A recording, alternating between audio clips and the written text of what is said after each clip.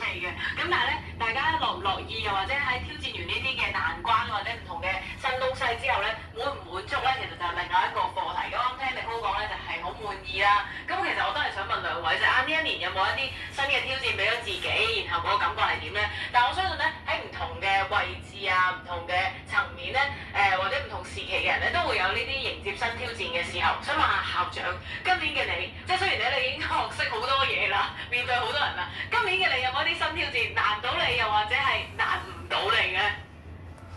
有，梗係有啦，一定有好多嘅即係唔同嘅挑戰啦，亦都係我會發覺咧，真係好奇怪。當人越活得久嗰時候，你會覺得自己越嚟越識多嘢啊嘛。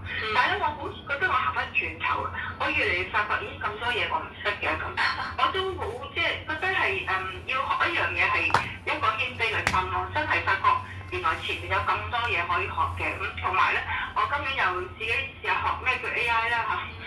試下咧用 AI 嚟到係學寫嘢啊，我哋砌圖啊、相片啊咁，我發覺開咗一個嘅新嘅世界嘅。我會覺得咧係喺一個嘅即係而家無論我哋咩嘅年紀啦，我都發覺咧係勇於去接受一啲嘅新嘅嘢咧，呢個係我覺得自己最大嘅挑戰。